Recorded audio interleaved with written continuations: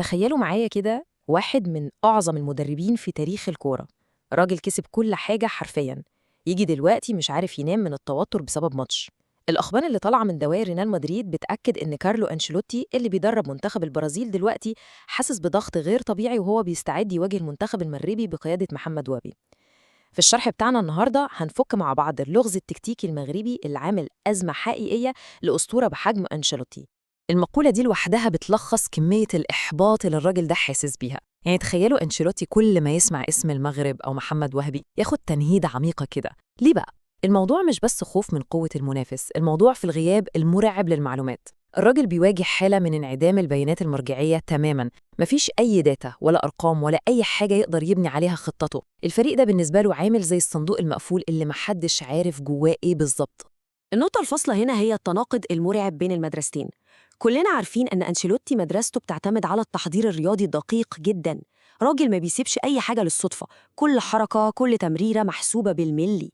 فجأة لقى نفسه بيواجه المجهول التام قدام تكتيكات وهبي. تخيلوا عقلية شغالة بالأرقام والحسابات المعقدة تلاقي نفسها في فراغ كده. السلاح الأساسي بتاع أنشيلوتي اللي هو التحضير اتسحب منه في الماتش ده. وعشان نفهم الحالة دي أكتر، خلينا نبص على مصطلح بيستخدموه كتير في إسبانيا، وهو الجران تابادو. في الرياضة الإسبانية الكلمة دي بتوصف الفريق المخفي، يعني المنافس اللي محدش يعرف عنه أي حاجة خالص، وده بيخليه غير متوقع بالمرة. المراقبين والمحللين دلوقتي بيصنفوا النسخة الحالية من منتخب المغرب تحت المصطلح ده بالظبط. هم فعلا الفريق المخفي اللي جاهز يقلب كل الموازين. خلينا ندخل على الطبقة الأولى من اللغز ده، الحرباء التكتيكية.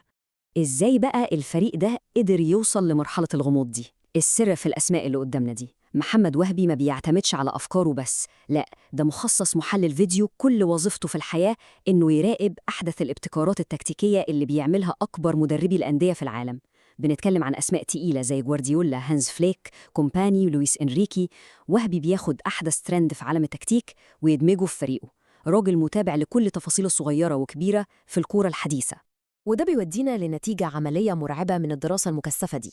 السيولة التكتيكية اللي عند المنتخب المغربي مش طبيعية، وهابي يقدر ينقل فريقه من خطة 3-5-2 ل 4-2-3-1 أو 4-3-3 وحتى 4-1-4-1، وكل ده بكل سهولة وسلاسة. طبعاً ده بيخلي من المستحيل على أي كشاف أو محلل للمنافس إنه يتوقع الخطة اللي المغرب هتبدأ بيها الماتش.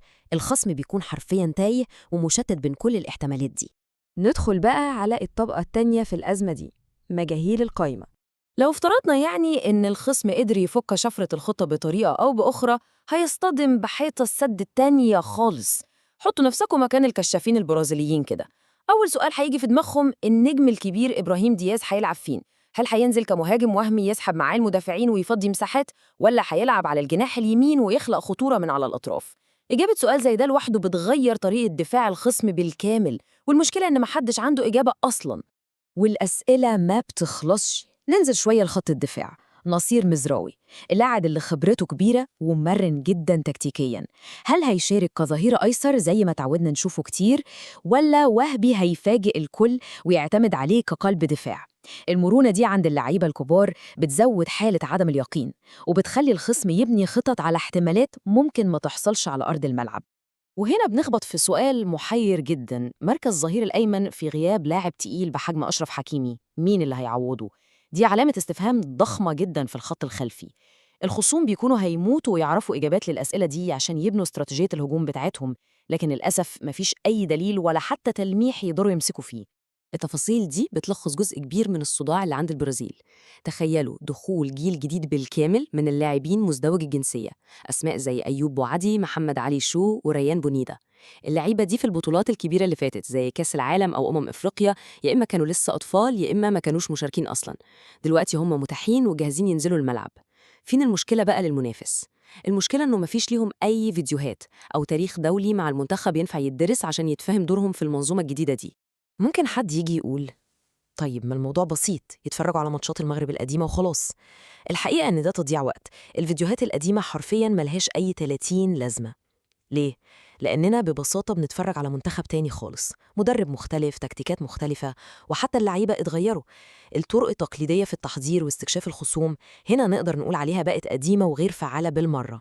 وده بيوصلنا للطبقة الأخيرة والمهمة جدا، الميزة الاستراتيجية القصوى. كل المعطيات دي بتوصلنا للاستنتاج الأهم، والجملة دي بتلخص الأزمة العميقة اللي بيعيشها المدرب البرازيلي واللي أكدتها مصادر قريبة منه جدا. أنشيلوتي هيدخل الماتش ده وهو حرفياً أعمى تكتيكياً. هو بيلعب قدام منافس بيتقن لعبة المفاجأة بشكل مثالي، ومش بيدي أي تلميعات تريح الخصم أو تفهمه حاجة. غياب المعلومات ده بيشل قدرة أنشيلوتي على اتخاذ القرارات أو حتى إنه يختار التشكيلة الأساسية الأنسب للماتش. السؤال المهم جدا اللي لازم نفكر فيه كلنا دلوقتي، هل الغموض المتعمد والبقاء في الضلمة اللي بيعمله وهبي هيكون هو اللغز اللي ملوش حل؟ وهل ده السلاح المثالي عشان تتغلب على عملاق كروي وأستاذ في حسابات الكورة زي أنشيلوتي؟ أحياناً أقوى طريقة عشان تهزم مدرب بيحسب كل خطوة هي إنك تخفي كل الأرقام والمعطيات عنه وتسيبه يخمن. يا ترى إيه اللي هيحصل؟ ده اللي الأيام هتكشفهن.